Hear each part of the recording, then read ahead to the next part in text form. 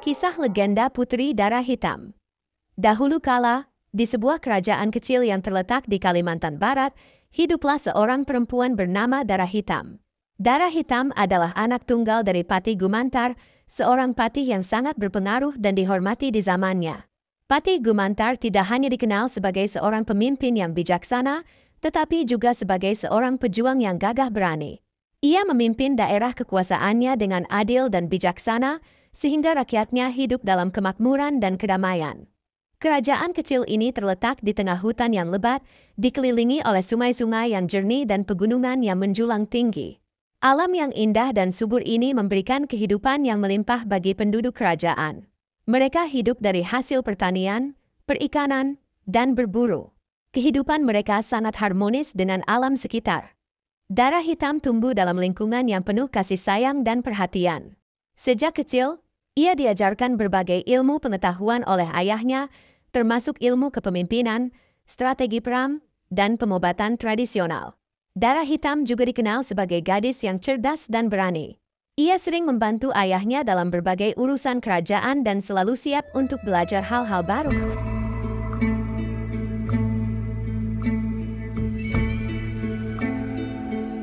Pada tahun 1400 Masehi, sebuah ancaman besar datang menghampiri kerajaan kecil yang dipimpin oleh Patih Gumantar. Kerajaan Miaju, yang dikenal sebagai kerajaan yang kuat dan agresif, memutuskan untuk menyerang kerajaan Patih Gumantar. Kerajaan Miaju dipimpin oleh seorang raja yang ambisius dan kejam, yang selalu haus akan kekuasaan dan wilayah baru. Kabar tentang serangan yang akan datang membuat seluruh kerajaan Patih Gumantar dalam keadaan siaga. Patih Gumantar segera mempersiapkan pasukannya untuk menghadapi serangan tersebut. Ia mengumpulkan para prajurit terbaiknya dan melatih mereka dengan keras. Darah Hitam, meskipun seorang perempuan, juga ikut serta dalam persiapan perang. Ia belajar menggunakan senjata dan strategi perang dari ayahnya. Darah Hitam bertekad untuk melindungi kerajaannya dan rakyatnya dari ancaman musuh. Hari yang ditakuti pun tiba. Pasukan kerajaan Miaju menyerang dengan kekuatan penuh. Mereka datang dengan jumlah pasukan yang besar dan persenjataan yang lengkap. Pertempuran berlangsung dengan sengit dan banyak korban berjatuhan di kedua belah pihak. Pasukan Patih Gumantar berjuang dengan gagah berani, walau kekuatan musuh terlalu besar untuk mereka hadapi.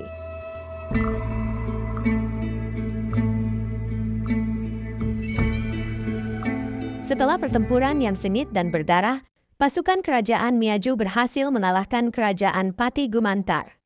Kemenangan ini dirayakan dengan penuh kegembiraan oleh Raja Miaju dan pasukannya. Namun, kemenangan tersebut tidak hanya sekadar kemenangan militer, tetapi juga memiliki makna simbolis yang mendalam. Kepala Patih Gumantar, yang telah dipenggal oleh Raja Miaju, menjadi lambang kekuasaan dan dominasi kerajaan Miaju atas kerajaan Patih Gumantar. Kepala Patih Gumantar dibawa pulang oleh Raja Miaju dan disimpan dalam sebuah guci yang dijaga sangat ketat. Guci tersebut ditempatkan di dalam sebuah ruangan khusus di Istana Raja Miaju yang hanya bisa diakses oleh orang-orang tertentu. Kepala tersebut dianggap memiliki kekuatan magis dan banyak manfaat bagi kehidupan sehari-hari masyarakat Miaju. Konon, kepala tersebut dapat memberikan keberuntungan, kesehatan, dan kemakmuran bagi siapa saja yang memilikinya. Raja Miaju sangat bangga dengan kepemilikan kepala Patih Gumantar. Ia sering memamerkan kepala tersebut kepada tamu-tamu kehormatannya sebagai bukti kekuatan dan kejayaannya. Kepala tersebut menjadi simbol kekuasaan yang tak terbantahkan dan mengingatkan semua orang akan nasib tragis yang menimpa Patih Gumantar dan kerajaannya. Namun, di balik kebanggaan dan kemegahan tersebut, tersimpan rasa takut dan kecemasan. Raja Miaju tahu bahwa kepala Patih Gumantar memiliki kekuatan yang luar biasa, tetapi ia juga tahu bahwa kekuatan tersebut bisa hilang jika kepala tersebut menghilang.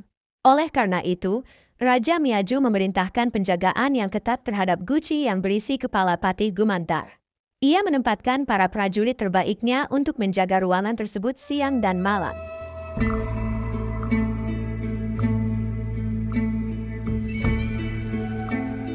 Setelah kematian ayahnya, Patih Gumantar, Darah Hitam yang selamat dari peperangan dirawat oleh neneknya.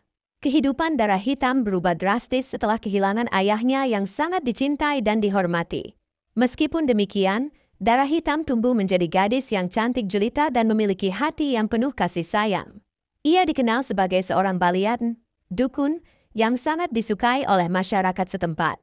Darah Hitam mewarisi ilmu pengobatan tradisional dari ayahnya.